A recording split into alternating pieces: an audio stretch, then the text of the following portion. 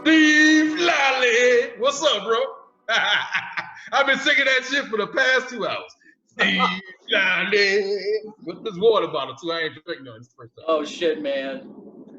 I'm just still laughing about you not recognizing yourself on the poster. It does not look like you. It looks like Muddy Waters with a I got a woman. I'm way over time. I was like, what is this shit? I called like 3 of my ex-girlfriends. Like, do this look like me? I can't promote that. I want to promote your show. Everybody look great except for me. That's all I'm saying. You know what, man? This may put it in perspective for you. What you looked like before that version was I had to call the artist up and say, I don't know who the fuck that is, but if you expect me to put that out, and when he did the second draft, I was just so grateful that it looked like some semblance of closer to you. I don't know which picture he was drawn off of, but you know. I know which one it was, and I'm like, that was probably, I don't know if I made that face. Like, do I know this guy? Did I take his girlfriend or some shit? Like, man. I'm just gonna fuck his face up and put me in the corner and shit. Who is that guy? I want to meet him. Other than that, it was excellent. I give him a 90. He won't get the A+. He can't graduate cum laude, but he graduate with honors. On a scale of like 80's a B, he would get a B on the scale of 80's a B. But when we were in school, 85 was a B. He would have been probably a C. Right. Yeah, it was strict as hell back in the day. Yeah. I know. Oh, shit. And I'm glad we got that out of the way, because that was a point of, I was very sensitive about that stuff with my friends. You know, we're drawing this artwork and it's going to be circulated, you know, everywhere. And, you know, you just want to make sure people, okay, yeah, it looks like you're great. It looks like your older uncle. Yeah, I feel like I need to be fixing somebody's carburetor on that shit. Like, what the fuck is, you know, I'm a mechanic on the street.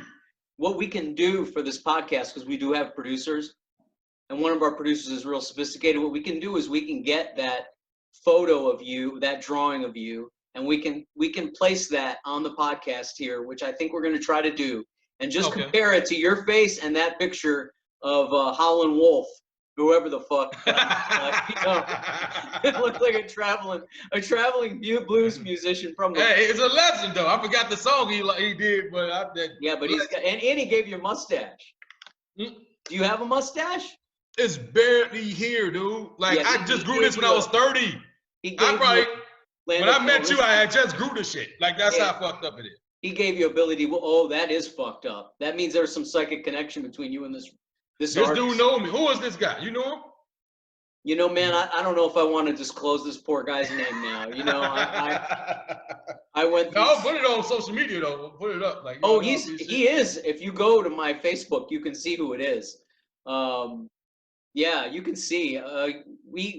There were so many people in that picture that I can only micromanage him so much. My ears looked like this at one point in the drawing, so I had to tell him, you know, you got me looking like Alfred E. Newman here. I know you might think this. Oh, also, if you look at one of the posters, Eddie Pepitone is pointing, and his penis is right where my crotch is. His finger is pointing in the picture like this at my crotch. So I wonder if he put that shit in there because he just needed to amuse himself, you know. But at any rate, I never had an illustrator render a animated version of any shit before. So, oh man, how you doing? Okay. It's okay, man. All right, man. I figured it was, because if it wasn't, I really would have heard from you. I was upset though. One of my ex-girlfriends like, you don't look, how you better not do that show. I'm like, what the fuck I gotta do? And Steve asked me to do the show. Shit. Wow, she was serious. That's not you. That guy look like he's 70. You don't even look like your age. What the fuck? I'm like, no. By the way, a guy that old would not be wearing a cocked Bulls cap like that. He'd be wearing like a fedora with like a and a cigar in his ear and shit. Yeah, that's the guy you see at the pool halls in Chicago. And just sing out Hollywood Swinging just cuz. Like, fucking Hollywood Swinging. Yeah, like, this motherfucker crazy. No, that's not me. I'm glad we got that out of the way, man. So, ladies and gentlemen, No Idea Zone. I've been trying to get this guy on I was trying to get him on even in the first season, but we didn't connect until now. And I'm just so grateful. I'm very, very funny man from Chicago, but we met in LA. Was a part of Nation of Improv, all black improv group, funny as hell. I used to host some shows for them back again many years ago, and I lived on his couch. I make no bones about it. I lived on his couch for several months with him and Dave Carter. We weren't all on the couch together. I want to make this clear. They had rooms, and I was on a couch. And for all of Ronnie's ex-girlfriends, I'm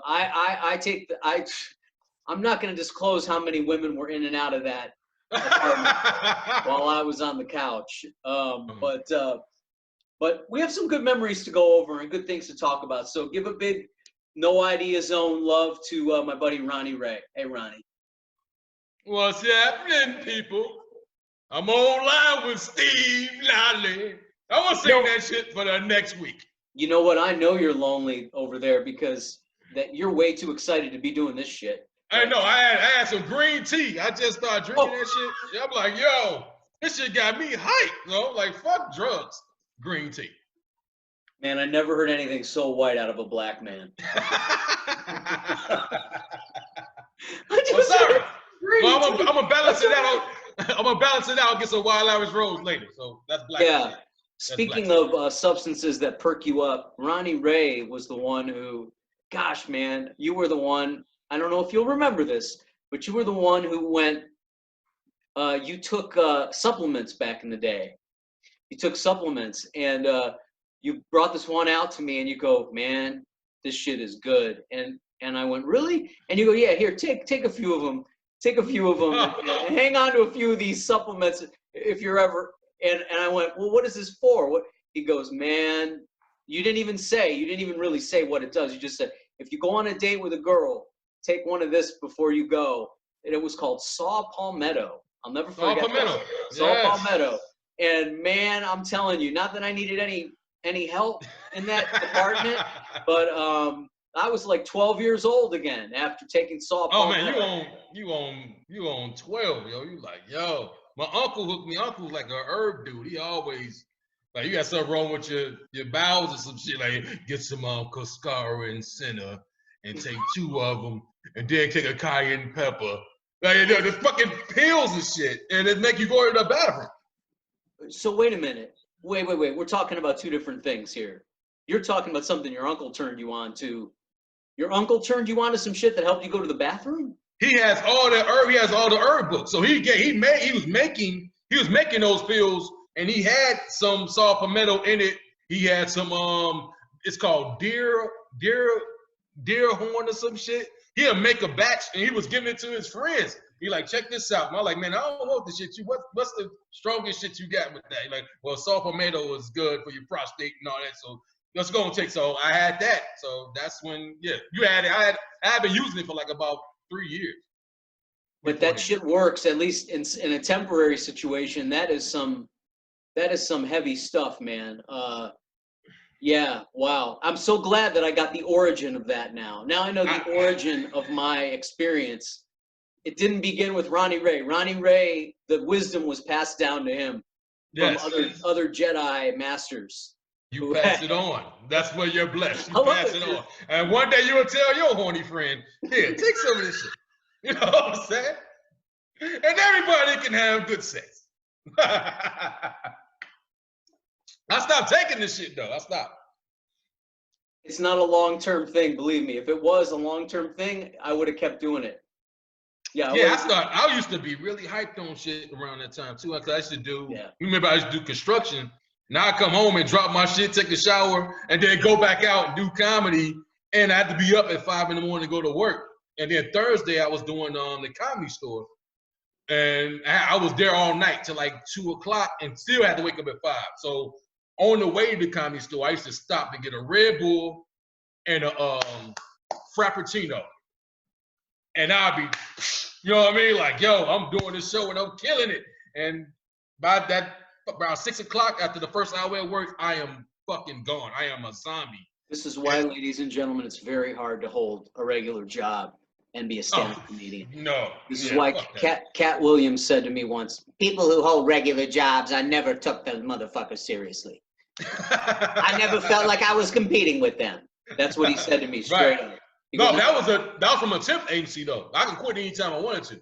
But it was like a duty, but I had to make some money.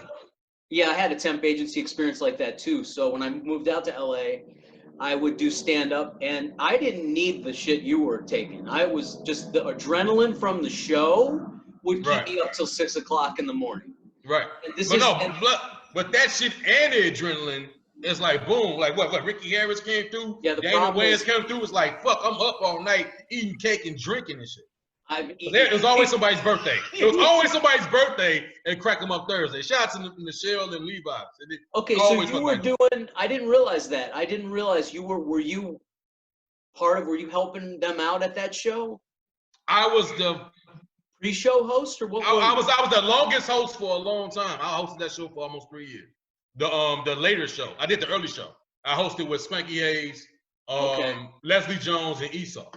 Okay. So I hosted the early show for that. That show sort of just started back then.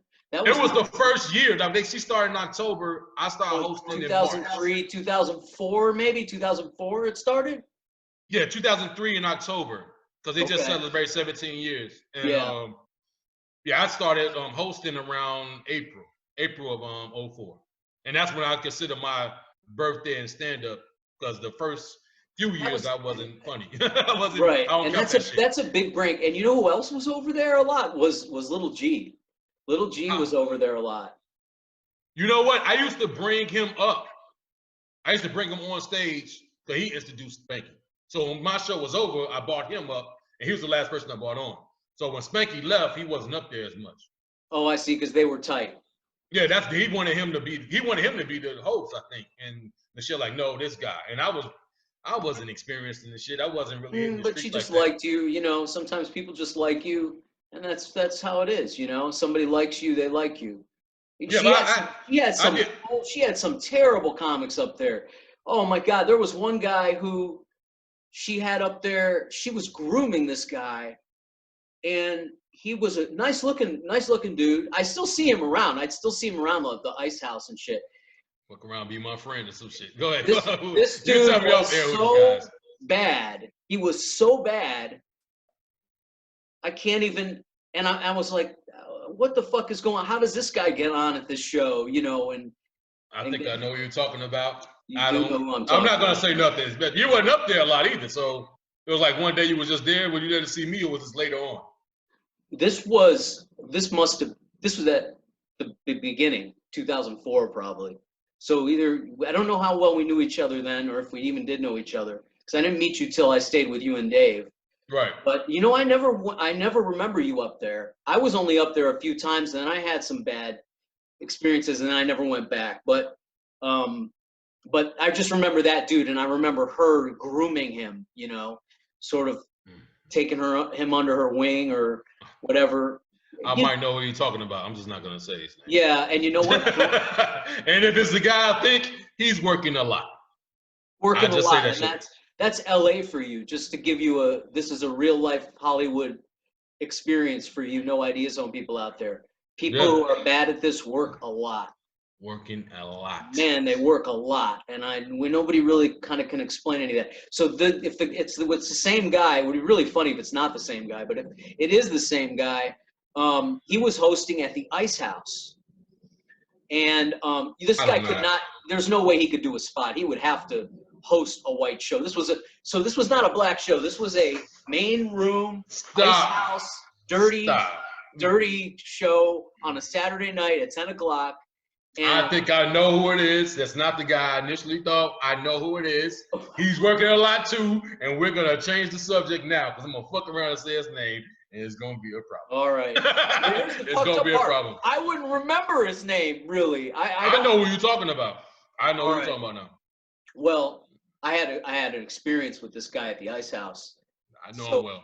Like last year, I was doing a set. Keith Morris was closing the show, and I was just before him. We were doing 15, 18 minutes, you know, Ice House, regular spot. And I had the best show I ever had at the Ice House. I just absolutely destroyed. My favorite club. And not only destroyed, but I kind of got to do like what you would do if you could just do whatever you want. It was a really weird, the crowd was really with me. I didn't have to really do material. It was really beautiful. And I ran my time a little bit. I was in the middle of my closing bit and the light had been on. I was just lost track of time. But I wasn't that far over my time, maybe a minute or two. And I came off and that guy was the host and he came out. And Keith Morris was standing with me. Now, this is a black comic, by the way. This is what makes it weirder. He comes up to me and he goes, "Hey, man, you can't do it. You can't do what you did up there." And I said, "What do you mean?" And he goes, "You can't leave the audience like that. I can't get them back when you leave them like that." Wow, I don't know what it is. I don't know what the fuck he's talking. And then I think that's the guy then. Is standing next to me. Keith Morris, who's OG, he's been around a long time. Yeah. Maybe 10, 15, 20 years longer than I have. And he looks at the guy like he's crazy. Thank God he was there with me because I didn't really know how to react. I was like in the Twilight Zone. I didn't understand what the fuck was happening. But anyway, That's my story with that dude who you probably know who that is. And, I think I do. I don't think you, maybe. Yeah, maybe. Yeah, you can't. Yeah, you can't be destroying the shit, dog. And if he's hosting, it don't fucking matter. So well, that's why he's hosting because he's not going to get a. No, but you hosting this show and somebody destroy. Oh, y'all like that? Next guy. We ain't got time to be trying to do jokes. Shit, just bring the next guy up. Do all your shit at the top, or unless you gotta. If somebody's bombs, you have to fucking bring it back to a fucking happy level. Yeah. He shouldn't be fucking complaining though. Never mind. I will talk about that dude after the show's over. That's all right. This is the no idea zone. We don't have any idea why we do anything we do. I'm not gonna say his name though. I'm close to saying his name. Yeah, I'm gonna give you a list of people I think it is, but you know what would be really funny if it was none of the people you're thinking, and you know what I mean? That would be the funniest part. So you get misdirected rage coming at you from people who you didn't even intend to, Right. Didn't even intend to. But there's enough bullshit comics to put in a 6-shooter, No, I got like about 4 in my head, but I think I know one of them is the guy. Just because I was there for 3 years straight, We'll talk about it afterward, and we'll figure it out. I just send pictures like this. Is the guy? Yes, you'll have to send a picture. You'll have to random images through your text message. It's always weird when I see a black guy in uncomfortable pants. When a black guy in tight pants, that's always weird. I always go, "What happened to this guy?" Like I see other dudes, and I'm like, okay, maybe they got a little soul raped by their college professors or something. But that's some fuck. When I see a brother in tight pants, it always makes me. There's just something that just is wrong in the universe. Anyway, so I wanna get into some of the shows you hosted and ran. Not just hosted, but you ran a show that I did in Hollywood at Gower and Sunset. And you ran that room for a while. It was a Hollywood Studio Tavern or Hollywood. What was the name of that place that you ran? I forget the name of it because I know I did it with Big Mike. And Big Mike, I got tired of this shit. I wanted to do it just so I could start trying to generate some money. The guy didn't want to fucking pay me. It's like, what the fuck? We doing the show for y'all. We bringing you customers. You should give me some money. So I remember one night, I think you were there, and I got heckled by somebody. I'm like, no, I'm just tired of this shit. And I didn't do it no more. So then I look up again, my man Zoe had that shit cracking. Like he had like a rap contest and shit. And like, it was like a white t-shirt convention in that mall. Black thugs used to rock the white tees. And shit. Man. So I walked in there, it was like jail packed, parking lot packed. Comedy was like at the beginning. It was like nobody cared about comedy. But they were paying him. They ain't pay me. So I remember that shit. Okay. I feel like maybe I thought in my memory that was a more significant thing than it really was. You were just there for a minute, probably. Yeah, I was there for a minute. I remember that day you came because the Bears had beat Arizona. It was the year they went to the Super Bowl. Damn, that fucking memory is just so keen. It must be the green tea. Yeah, it must be the synapses are firing, Ronnie. This man who used to require what did you get? A Red Bull and a Frappuccino. Now all he needs is green tea. All he needs is green tea. Yes. And that is the miracle of good herbs. If you want to know about a man who has supplemented his diet with good herbs and stimulating shit over the years, now he just needs green tea.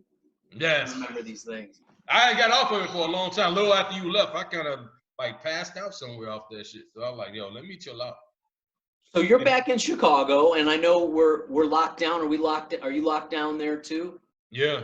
Everything's closed pretty much. I went to the gym today. That's why I'm sweating, because I took a shower and it didn't take, so I'm still kind of sweating from the shit. How cold is it? How's the weather? 25. That's pretty warm, right? It is. It was 30 something yesterday. Like shit, fuck it. Man, you know, they washing cars and got the kiddie pools outside. Trying to barbecue. Maybe barbecuing right now. What the hell you doing, dog? It's gonna be cold. People in shorts, just walking around in shorts and shit. Yeah. Yeah, break dancing naked, all kind of shit. That's warm for January, man. That is warm for mid-January. Yes, it is. Yes. That's nice. You're gonna have a mild. So what were you? Tell me about some of the Chicago comedy scene out there. What before COVID? Shit. When I moved back, my partner I had set up. We had a thing called Underdogs of Comedy that we did, and I'm like, yo, we gotta get a club. Underdogs of Comedy. Underdogs of Comedy Inc. That's my company now. Underdogs of Comedy, my man Eli was running it, and I like when I was still flying back. I was flying back and forth to do shows around 2012, 2013, and before I moved back. So I like, yo, we got to get a club. So like, call the Improv, call whatever, Laugh Factory, Zanies, whatever. See if we can get a week, night or whatever.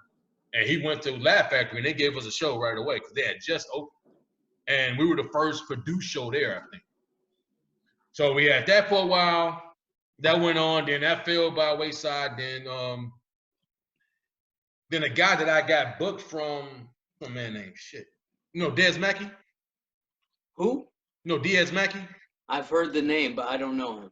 Diaz Mackey, I saw him at the Ha one night. He like, man, you from Chicago? Man, my partner's in Chicago. His name Tony Valley. I'm like, yeah. He like, he can get you some shows when you go home. I'm like, oh shit. So I'm like, all right. It was like fucking, it was 11:30 at night in LA. I'm like he goes on stage, get up. You call him like, dude, it's 11:30. Like 1 o'clock out there. He's up. Call him. I'm like, fuck. So I called him. Oh yeah, man, come on back. So I did the show with him, and we wound up being cool. So after the Laugh Factory dropped us, I called him for somebody else to get a show that was coming from LA. He was like, man, y'all still got the show at the Laugh Factory. Like, dude, they had just let us go today. He's like, man, I just built the theater. Come to my shit, do whatever you want to do. And I'm like, fuck, but it was way out in Edison Park. And I was able to do my own show. So I'm picking comics and shit. And yeah, I had my own show. I was able to do like 45 minutes a month whenever I wanted to do. And they kind of built the rep with that shit. That place, years go by. Matter of fact, during that process, he got me a podcast. Everything comedy I got here is from him. So that's my brother. Praying for his dad. His dad's in the hospital. Diaz Mackey. No, that's Tony Valley who got me his name. Des Mackey introduced me to Tony Valley. Tony Valley is he's sort good. Of like he's good people. Great people. One of my best friends out here, man. So I'm happy I came back and hung out with him. He got me that. He started me on the podcast shit back in 2016. So Q&A Ronnie Ray been going from that shit. He taught me how to build my own thing, and so you have your podcast now. I've had my podcast since 2016. So like, tell us a little bit about that. Tell. Q&A Ronnie Ray is my favorite people in show business that I have on the list. The show started in 2016. I had no clue when I was gonna do this shit because I wrote everybody's name that I knew. Your name's on this feed back in 2012. I want to do something like that. I appreciate you saying that. It's 130 fucking people. So shit, like almost 200 people. We weren't doing, I was in LA, so there's no way we could have done that anyway. I did over the phone. We did over the phone. Everybody on my show has been over the phone. He's got a long list, ladies and gentlemen. That is why I have not made it yet to the no, I haven't got to you yet. You're like season 9. I do 20 at a time. I can guarantee you now I will be on the Q&A show. You will be on it. You're the first guest next Even though I fucked up his illustrated image. I will still. Oh yeah, fuck these, man. No, you ain't getting on the next shit, goddamn. 2022 for your ass. No, I got you. But Q&A Ronnie Ray is me and my favorite people in show business. Pretty much the people that I know in the game. I didn't realize I knew that fucking many people. You know, so like actors, comedians, directors, porn actors and shit. Like, I worked on Playboy. Remember, I worked on Playboy. So yeah, so I called the people. Yeah, first 20. I'm like, okay, I'll do it again. And I did it again. And I was like, okay, this is getting harder. I had co-hosts, I had people around me, but then they stopped coming because we weren't generating no cash. So I wound up having to do season 4 all by myself. And I just thought that was weird, but I wound up getting the hang of it. So like, okay, I'm gonna do it again. When I do it again, it's gonna be regular. So I'm going on season 5 real soon. As soon as I get the fucking laptop. This is I'm happy this shit is working while we're talking because my Mac, they tried to give me I ordered a Mac computer and they wanted to give me like the gold and pink one. I'm like, I want the fucking taco shit. And we'll bring it back and come back next week if we have it. So I was praying that this worked. So let me just keep crossing. It's working. You know, I can see and hear you. And again, this is the no idea zone thing is basically because the producer who generated this, who created this, called me up and I didn't want to do it. I don't know if you know the story of that. It was the beginning of the pandemic and I didn't want to do it. And I said, hey man, if I could just push a button, talk to my comedian friends, we scream at each other for an hour and then I go, I've had enough of this shit. And then I push a button and it's over. Great, I'll do it. And he was like, well, I think we could work with that. And I said, really? Oh, okay, let's call it the no idea zone because I have no idea. So don't worry too much about if it works. I mean, it has to work to a certain degree, but we've had people, Howard Berger, do you remember him? Do you remember Howard Berger? Howard Berger, I know. Howard Berger, old-time guy, he wrote for Rodney Dangerfield. Oh, I tried to have him on my podcast, Ronnie. He couldn't even get in. We had 15 minutes of a fucking thing coming up on the screen and a thing, and then you hear him go, can anyone hear me? And it would cut out again, and we had to make a podcast out of that. So don't worry about you're doing fine, man. Okay, good. Okay. No, yeah. I'll be back on, and I'm gonna have several because I learned how to start my own network, so I'm gonna have like more than one show. So I'm gonna contact you for another one. I ain't gonna name all of them. I know you will. They're not out yet, so I got you. I had Dave on last season. You know how close me and Dave Carter is my oldest friend in comedy. He's also on that poster. He was the easiest one to recognize. So I was like, okay, you got him right. Fuck wrong with my picture and shit.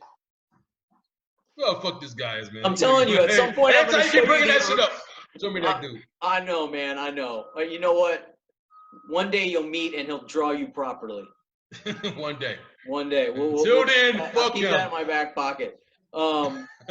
This was an undertaking. I put a lot of people on that poster. It was an undertaking, man. Maybe we might have bit off more than we could chew. Dude, when I seen it, I was like, am I on it? What the fuck is this? Well, your name is in the credits, man. No, I read the credits. Like, this is the poster for the show, and I read like, wait a minute, okay. Who's the old guy with the Bulls hat?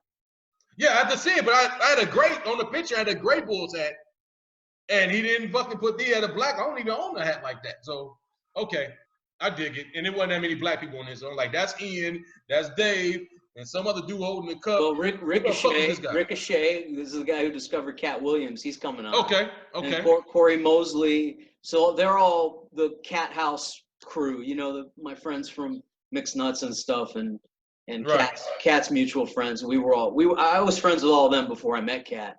But but who else is on there? I think there's someone else on there. I don't know. Anyway, Dave, Sam Tripoli, those are the only people. Yeah, Sam Tripoli you recognized. He did. Man, Sam used to do, what's my man name? Shit. What the fuck is his name? Ramsey Moore. Remember Ramsey Moore? He passed away, didn't he? Yes. I used to do his room on Hollywood Boulevard. And that's how I met him. I met Owen Smith. And I saw Patrice O'Neal a couple of times. Wow. Yeah. You know, I did a show at the Laugh Factory with Patrice O'Neal. He wasn't even officially booked on the show. He was a guest. And it was Chocolate Sunday. And I got booed off that night. I'm pretty sure I got booed off stage. I had a bad set. I wasn't quite ready. I had killed a few times there, but it was I was faking it. You know what I mean? I was making it because I was faking it. It was 2002, 2003. It was very. I wasn't quite ready for. I had to follow Sexy Marlowe, and she did a bit about smelling her pussy at the club, and I went on and I tried to bag on her for that bit, which brought the house down, and the crowd. You got them to laugh with that shit? The crowd was like, "We don't know you." We don't know you. Who are you talking about? Yeah. To their credit, they eventually brought me back, but I guess I was there was a little bit of a flash in the pan that was happening, and I got a little. You know what I did? I get a little overconfident. to try to follow her with making fun of her, smelling her pussy at the club. You gotta do it though. Fuck, I know you gotta do it. But I did it. You can't go up there and just do your act like this shit. If she destroyed with smelling her pussy, you have to acknowledge that she destroyed talking about smelling her pussy. Like, yo, my pussy must smell like this, blah blah. I want to smell after show some shit, and then you laugh and you lead into your shit. But you gotta acknowledge the kill. In theory, I was trying to do advanced shit. I knew what I needed to do, but I did not execute it. I was like you know what I was like? I was like a really bad football team with a good coach. That's what I was like, you know? You know what I mean? Like, I can't give you a reference. Like Chad Henne trying to run Bill Belichick's offense. That was what I was like. Okay. Yeah. Makes sense. Okay, that's good. I hope that was a good metaphor. Good metaphor. Great metaphor. Yeah. Okay. So anyway, man, memories. So I didn't know you worked for Playboy. When was that? I didn't know that. It was 2005 and 2006. I think you were living there. You were living there. I was just going to work. Fuck it. Like, well, wait a minute. Yeah, you work in construction. How many jobs did you have? I worked every bad job for that goddamn agency. I was like the number 2 guy at that place. But they were placing you in different jobs. I see. It was all through a temp agency. Yeah. So like to get paid, that's why I had to go to work that Friday to get my fucking check. So that's why I was up walking like a zombie. But I wound up working with Levi in Santa Monica. I think he was still living there. The guy with the guy who did the limousine service. No, not Weston. I know what you're talking about. Not Norman. What the fuck? Norman Limos. Not that guy. Okay. Uncle Levi had the fucking Jerry curl. Used to be at the door. And, that's who I'm thinking of. Right. He used to be at the door, so he's one of my good friends too. So he got me a job with him, and then I was up there, but I wasn't performing that much. Matter of fact, that ain't even fucking question. I'm sorry. I'm going somewhere else. I'm talking about the series. When I initially got the Playboy gig is when I worked with when I was living before I moved in with Dave. I got a hidden camera show called Canoka Park. And the guy, what's my man name? Shit. Canoka Park. Nick Thomas is the guy that created it. But I went audition for something else, and he brought me in. He auditioned for something else, and he had me come in from another show. And he like, hey, you remember me? Hey, man, you're gonna fucking kill it. So he was sitting there like a proud parent watching me do improv scenes, how to react to some prank shit. So I wound up getting it, being the only black guy on the show. Did that shit. I'm thinking I'm about to be a star. They take me off that about a year in. Then I moved in over there with Dave. About a year later, he hit me around that November. And he was like, man, yo, I wrote this thing just for you. It's called Canoka Park. It's like The Office, but it's a porn studio, and you're the security guard. And I'm like, yeah, okay. He said, can you shoot the pilot this weekend? I'm like, hell yeah, I need the money to go to Vegas. So I went, did the pilot. Shit hit. Playboy paid for it. That next year, I'm waiting for them to call the whole fucking year. I work with Levi. I get fired from Crack 'em Up Thursdays because I was working with Levi 10 hours a day, and I wasn't doing stand-up. I was kind of the punk Cat Williams talking about and shit. So I wasn't able to practice enough. I was really whack on stage around that time. So the day she fired me from the show, they called and said, hey, we start production next Monday. I'm like, fuck yeah. God is good, man. That was God tapping me on the shoulder. So I was around 2006. I don't know if you were gone yet, but it was around 2006. 2006, I was definitely not with you guys. I was. Okay, you left then. When in 2006 would you say that was? October 2006. September, October. It was around the fall because we were starting to shoot, and we finished the last episode we shot on that show was the Christmas episode. So like, yeah. So 2006. Around the fall. Yeah, I had gotten a little more stability than I was off of the couch, and I had gotten a little more stability at that point. And thank you, because I met Kat in 2007. So then I didn't have any money issues after that. But 2006 was, oh, you know what? I was working a job when I lived on your couch, actually. I was working for the tennis court. I was a tennis court attendant. Do you remember that? I never knew that shit. You never knew that? Never do that. I got fired, by the way. I got fired while I was with you guys because I got sick, and the woman I was working, my supervisor didn't believe me, and she fired me. So I was able to collect unemployment. So in 2006, I was collecting unemployment, and my last week of unemployment, my last check I was supposed to get didn't come. It never came, and that was the week I met Cat Williams. Isn't that crazy? Wow. So it's funny how this, it's like, well, one thing is, one source of income or whatever you've got ends, and then something else happens. And I remember when it happened, I thought, I wasn't a real believer in God back then, as I am now. But I realized that was God. Like, come on, dude. I'm laughing. How could this be anything but me, like, giving you a Right. huge break? Help me. I'm laughing because when I ran into you after you started working for Cat, I thought that was some of the most hilarious shit ever because we were talking. And if my story is wrong, please tell me. I remember watching his special with you. Yeah. We're in the front and we watching this shit, and I'm like looking at it. You like, that was awesome. What do you think? I said, man, he used the word nigga too much. He didn't even finish the fucking hour or whatever. Like, it was funny, you know what I'm saying? But I wanted to see him finish the hour. You and I, was it you? I remember not being I remember not being that impressed with it. We're talking about the Pimp Chronicles now. Yes.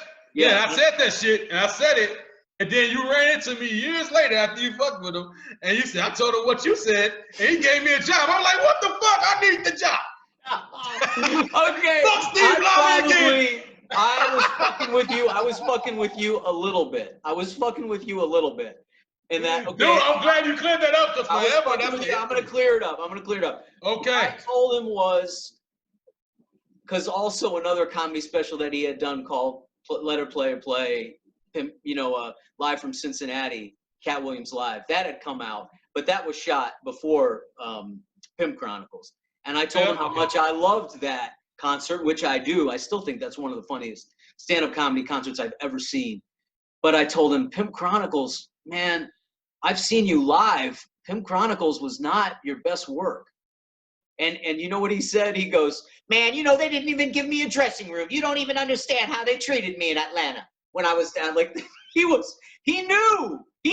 that it wasn't that great. He knew, but you know what? It didn't matter because it made him a star. Because other people who'd seen it had not seen him live. You and I knew who he was. You know what's funny? I remember being at Crack 'em Up Thursday, and he came in late with Spanky.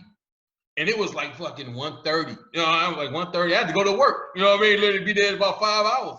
And he's sitting there with two chicks. And they're like, y'all ain't gonna what? You're not gonna stay and watch. Hey, man, I'm sorry, man. All right, go ahead, man. It's okay. And he, okay. And next thing you know, this shit's on fucking HBO, and he fucking killed it, man.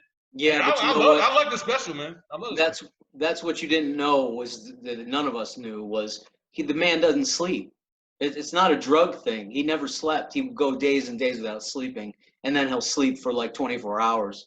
And I don't know what that's all about. But even according to his friends who've known him for decades, he's always been that way.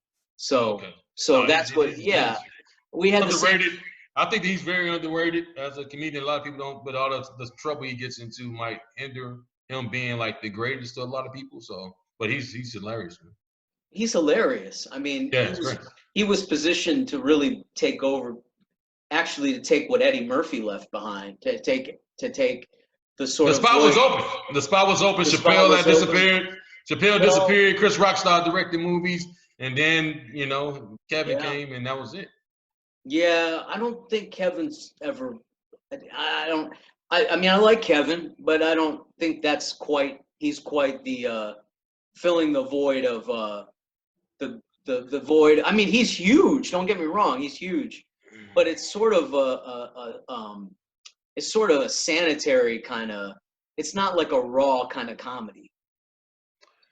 No, he filled the spot. You think Kevin so? hustle? Really? Kevin hustle. Kevin's work ethic, and he knew where he wanted to be. He's like, I'm about to be a movie star. I'm about to be this, a middle of the road. I'm talking about my kids and shit, and it worked.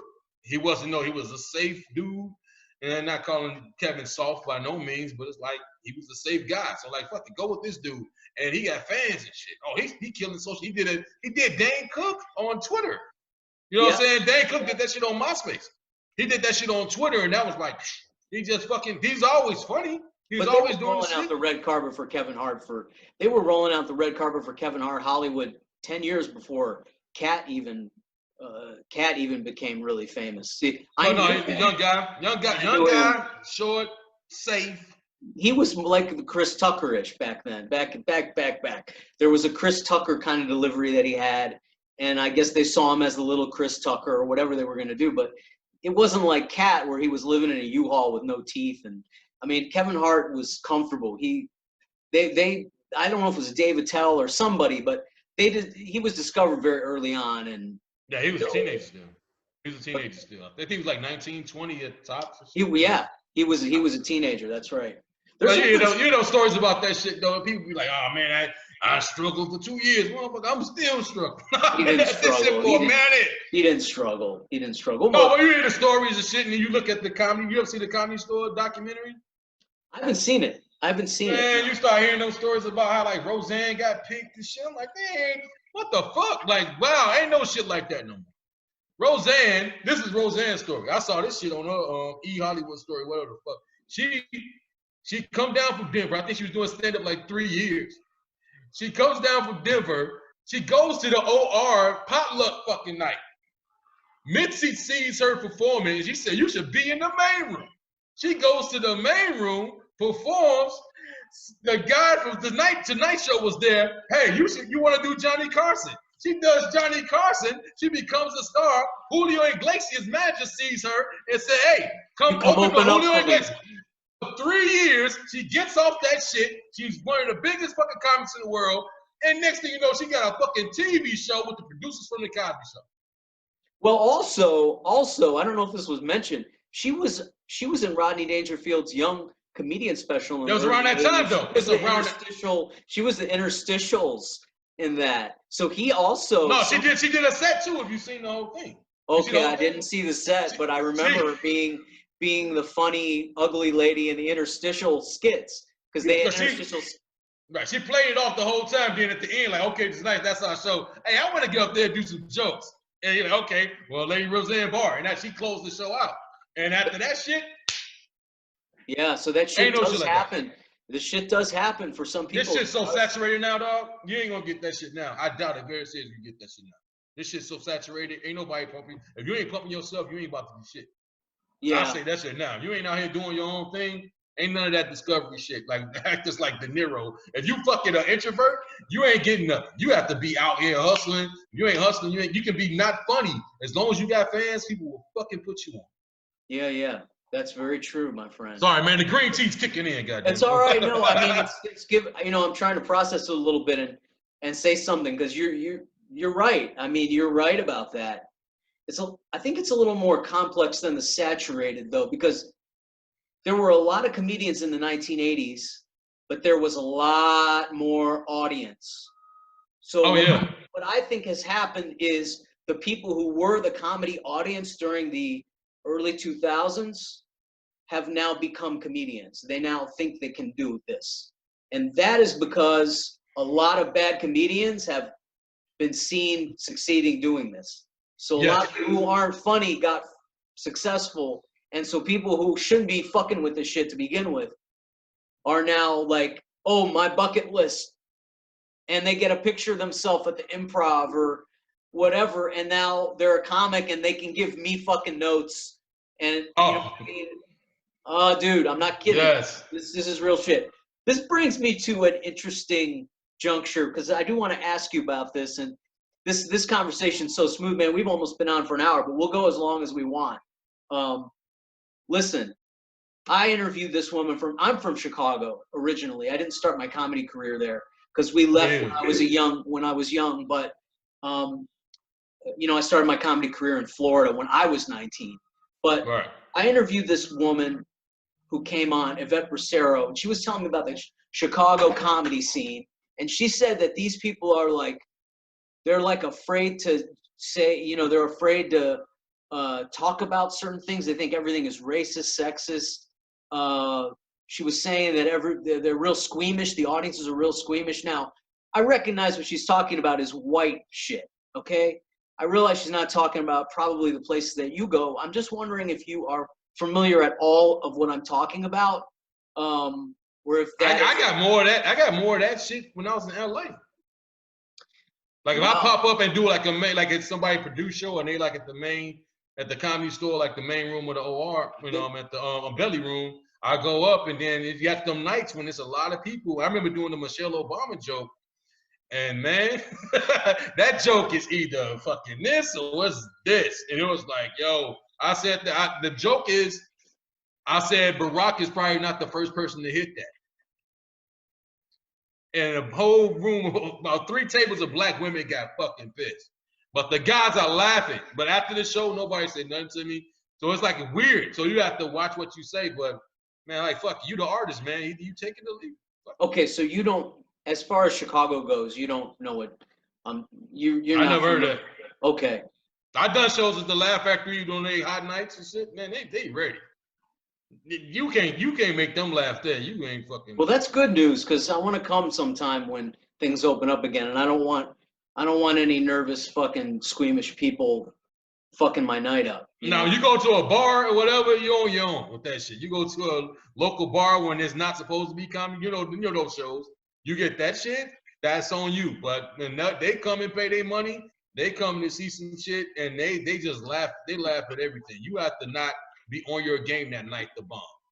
And we've been in the game too long, so you can't really bomb. You just can't do as well as you did. That's probably, it's on you to really fuck up. Something must be going on. You know, like I have to be like tired or fucking drugged out or some shit. I don't even do drugs except for green tea and Frappuccino and Red Bull. And South Pimento. But other than that, you have to really, if you're not on your game. The Ronnie Ray cocktail. That's what I'm calling that. The Ronnie Ray cocktail. Saw palmetto, green tea. What? I said green tea. I said the Frappuccino and Red Bull. Frappuccino. That's the Ronnie Ray cocktail. And if you just stick by the Ronnie Ray cocktail, your life will be better, people. You might not sleep that much, but yeah.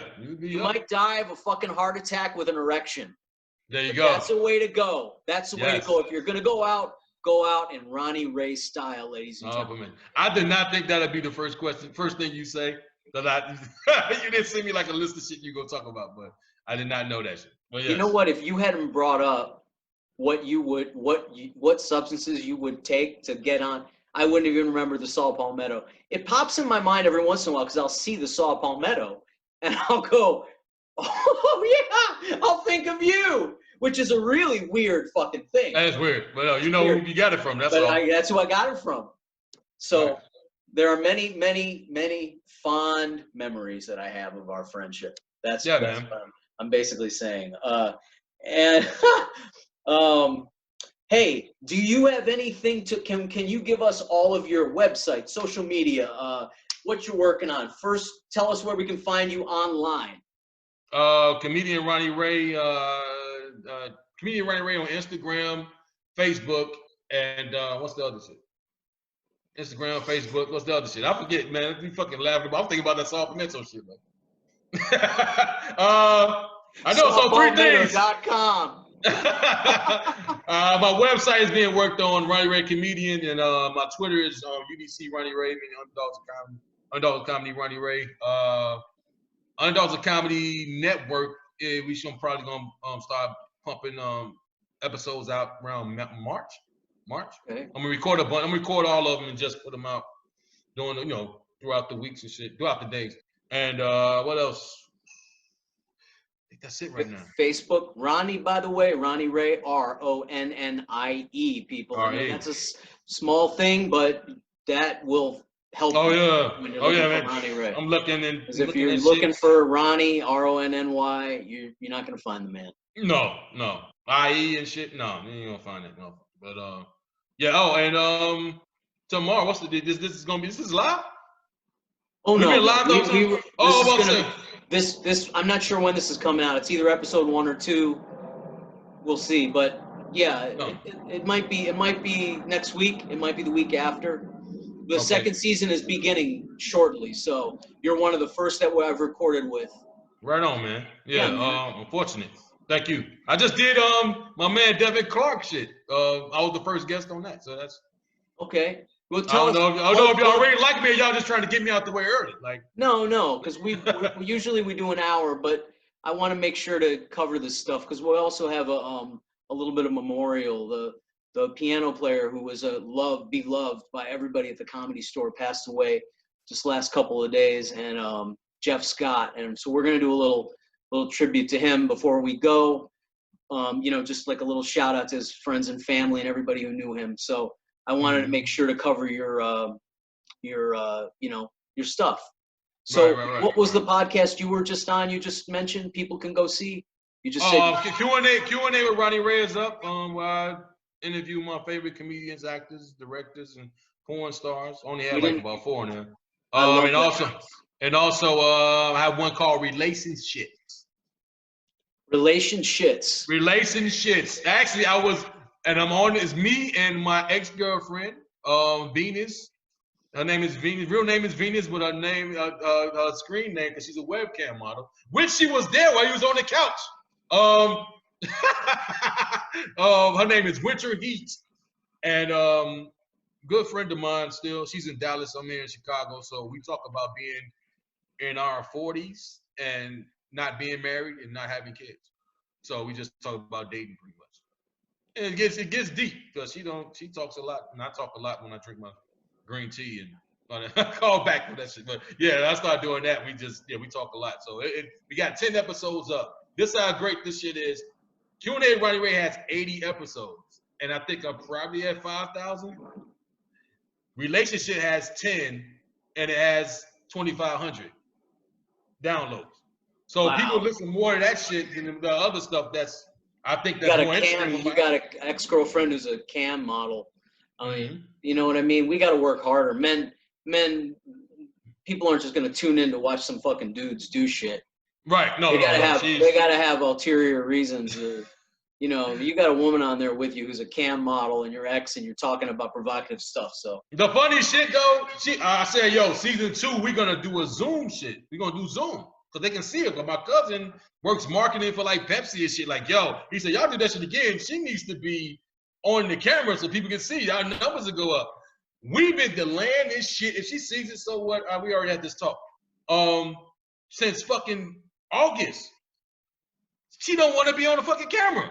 She's like, when I'm preaching, I don't want them to look at me a certain way. But I'm like, that's how you get the fucking message out. But I'm like, you know what? We just gonna keep it audio. So like we're about to record a bunch of it.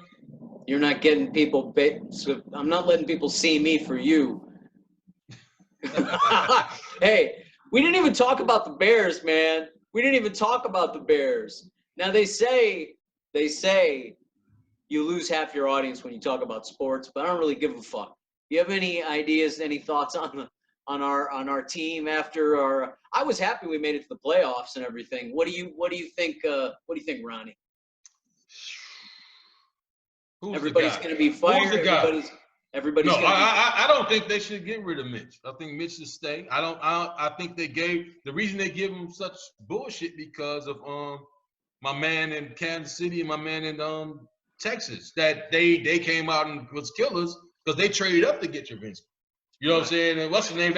So now y'all look stupid because y'all didn't get these guys and shit. But I'll go on some racist shit later. But whatever. But I'm like, he's here, so let the guy play. So when he's not bad. He's not bad. It's not them though. It's not Patrick Mahomes. It's not Patrick Mahomes at all. That's what that's why they give him gripe about. Well, if Mitch Trubisky went to Kansas City, Mitch Trubisky might be one of the best quarterbacks in football right now. Being plugged in.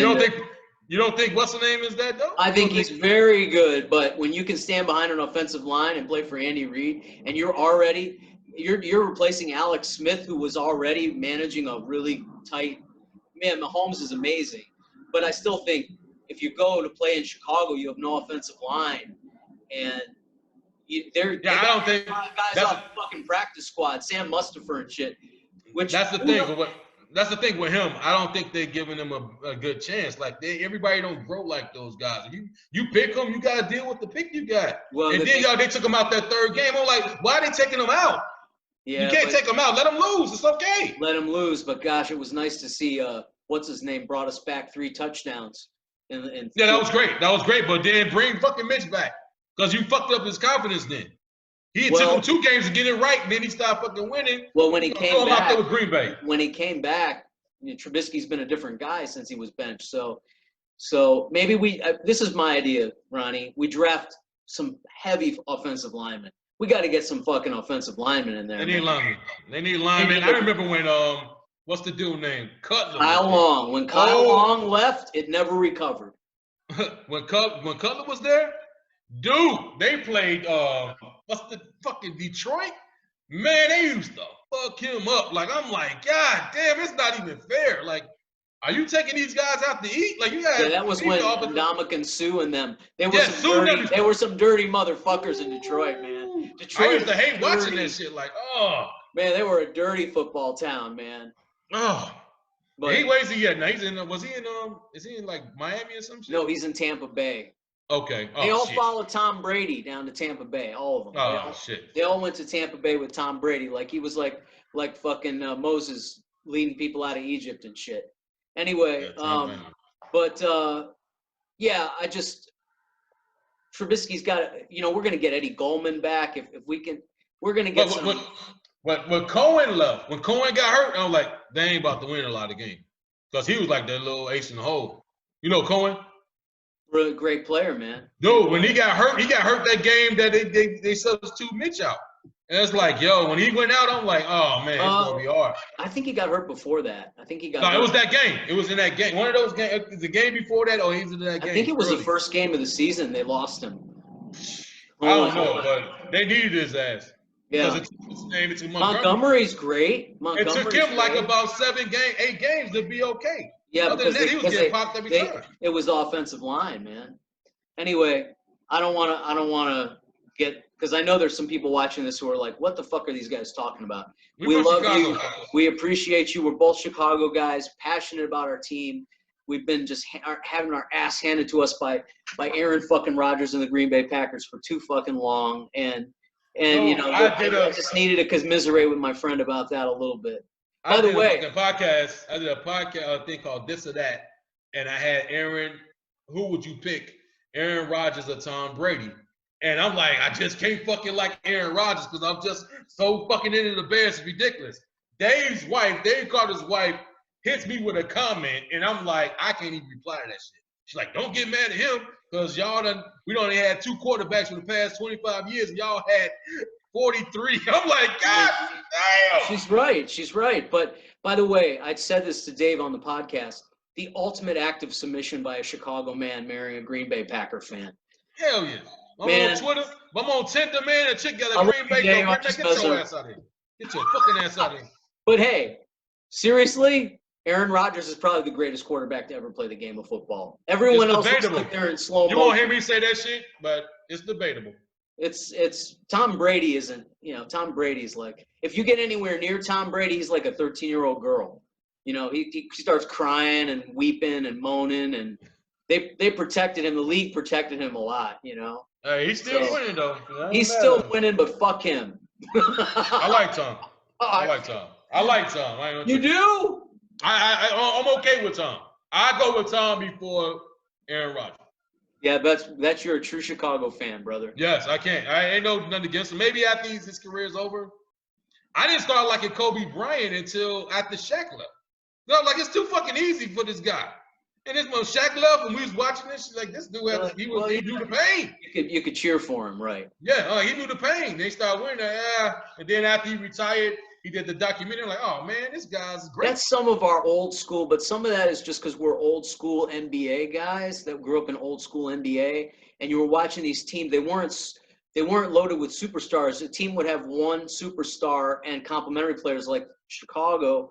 If you're a Chicago Bull fan, you're not a true Chicago Bull fan if you can watch 7 or 8 star players merge with each other and win a bunch of titles.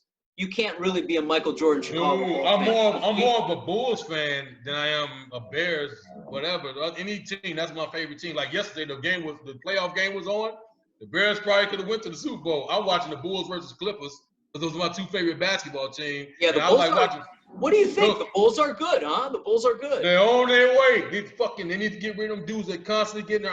Man, I've been back here every day. I'm watching this shit. They winning like 20 games a season, but I'm there. You know what I mean? Because I know. Man, you're a true fan. I stopped watching the Bulls years ago. I stopped watching the Bulls when Derrick Rose got hurt. I stopped watching the Bulls, man. I couldn't take it. When he came back, he was good. I don't know. That was heartbreaking. That was heartbreaking. That hurt. I'm like, we going. I'm going back to Chicago and stay for the championship. And then I like LeBron, man. His legacy would be different. I might have to put him over Jordan if his ass didn't fucking leave. If he never left Cleveland and won. Of course, but he. No, maybe it'd be a closer race than it is now. That's very true, very true. But for now, but I got a guy in my building who wants to have a debate that he thinks LeBron is a greater player than Jordan, and I wrote out a fucking list of shit, and I detailed all the people LeBron had played with who are superstars, and Jordan had fucking Ron Harper, Scottie Pippen, Steve Kerr, and Tony Kukoc, and fucking Horace Grant. And you're going to tell me that LeBron James is better than Michael? Are you fucking When he went to play with Wade, I was like, dude, that's your competition. That's your competition. Why the fuck are you going? If Jordan would have did that. It's a different era. In the 80s, when you went and played got Charles Barkley and Dominique, I'd probably been happy, but look back at it like, damn, that's some fucked up shit. But if he would have went to their team, LeBron ain't even come to his team. If they would have came to his team, that might be different. But I think the weakest move in NBA that's interesting. I never heard it put that way. I never heard it explained that way. He went to their fucking team. Because if he would have went to if he would have stayed, Chris Paul was gonna come, and I think they were gonna get like Byron Scott as the coach. Like he could have won the East with those guys. Chris Bosh was a superstar for the Toronto Raptors too. People forget that. They would have got him on the team. He was in the scoring championship. He was at the top of the league in scoring every year before he joined up with LeBron. Right. So no, don't get me talking basketball. You're making me mad now. Yeah. Hey man. My man Zach LaVine though better be an all-star this year. God damn it, he certainly has 45 last night. He's got a Jewish last name. Hey, man, he gonna make it then. I appreciate you coming on, Ronnie. I really appreciate you. Right? Really, let's give a shout out to a shout out. We're not giving a shout out. We want to acknowledge passing of a really wonderful human being. It's really hard to be a comedian, and the Comedy Store can be an ugly place. And this guy was every time you saw this guy, he was a warm presence at the Comedy Store. He was the longtime piano player, Jeff Scott. He was my neighbor in Hollywood. Oh, wow. I didn't know that. For a couple of years.